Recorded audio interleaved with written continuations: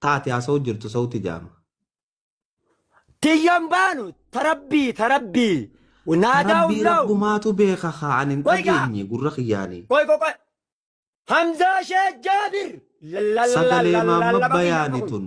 Sagalee ustaad maamma bayaani. Obs. Haa koy. Amma kanina ansitti lallabe kun sauti jedhamu sauti hiyyaamiti. Sautii teeti. Yes. Sautu maamiti. Dubayyees maa itti asteetiin jee barra. Laayyaa lallabaati jechuun sautiidhaa miti. Lallabni haate ajjechu jirtu kun sautii. Bu'aan lallabni sauti moo sauti miti? Sautii. Yes. Kanaafuu gubaa rabbiin gaa sautiidhaan dubbate moo hin dubbanne? Rabbiin sautiitti naajamu akkatti dubbatu isaa beeka. Takkaa dhageessee. Arganiin kaart ammumaan tan asitti sautii tanan si fidee si sabachiise. Teetii rabbii walitti hin fakkeessin kaate. Booma amma bayaan. Siifi rabbii ifitti hin fakkeessin kaate maal taate? Dhaab barannaa fi rabbitti hin fakkeenye. Rabbii waa takkatti hin fakkaatu. Sagaleen baanaa bara. Dhaabuga obs. Duba sagalee teetii fi akkamitti wal fakkeessi taate sagalee? Obsi gaaboo maal taate isaa?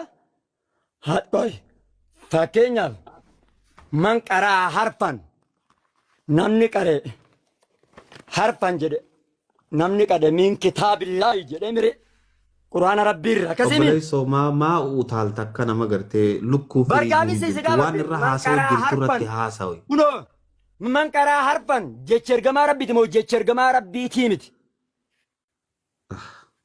Maaluma ta'e yaaboo mucaan keenya namaa seerisi godhe. Man qaraa harfaniin jecha ergamaa rabbiiti moo jecha ergamaa rabbiitii miti? Sautii fixattee sagalee fixattee dura. Sautii walii galle sautii si didee deeme ragas ittiin qabdu. Way akkam godhane?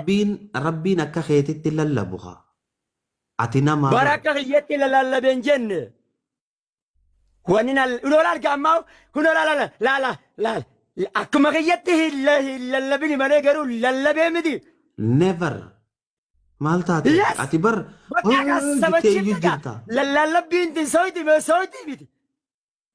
Teeteetun sautii.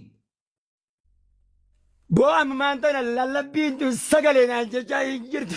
Bar teetiin siin jechuun jira. Anammoo rabbiin akkamitti akka lallabu isuma. Kun dajjaali nurraa buusa habibi. Obsi beeti la fakkeenyaaf. Akhlaaqni keessan kana laatu. Hamzaa Sheekh Jaabir hogganan jedhu amma dubbiidha moo dubbii miti. Laalamma Ridwaan arraba fiigee jechuudha. Baran sittan dubbadha moo sitti hin dubbanne. Ridwaan maayikii qabadhaa dhiifamaa jira beejaa. Wanni nan sitti dubbadhe tun Hamzaa Sheekh Jaabir waan akkanaati jedhu waan sitti dubbadhe dubbi moo dubbii miti. Sautii. Dubbi moo dubbii miti. Dubbi. Dubbiin sautii moo sautii miti. Ta dubbii tana dubbii gootuu sautiidha. Obboleessa dubbiin yoo sagalee hin qabaanne dubbiin ni jaamti. Mee obsi laal sautii jechuun jechuudha. Dubbii jechuun ammoo sautii tana itti sagalee jijjiiramaa godhuudha. Obboleessa noo rabbi sodaadhu. Wanni sagalee hin qabne dubbiin ni jaamti. Hamza. Bara sagalee fi dubbiini. Obboleessa kiyya dubbiidha. Hamza wanni sagalee hin qabne dubbiin ni jaamti hangalma qofa naa deebisi. Wanni sagalee hin qabne waa'uma takkaa hojjaamtu ture. Dubbiin jaamtu jeegaa waa takkaa dhiisi dubbiin jaamtu miti. Bar dubbiini sagalee san keessatti jechootan uumuu dubbii bara. Hamza fakkeenyaaf anamma naa dubbiin inni dubbate. Naan jette dubbiin an dubbadhe sun gaa dhageesseetti dubbiin inni dubbate naan jette.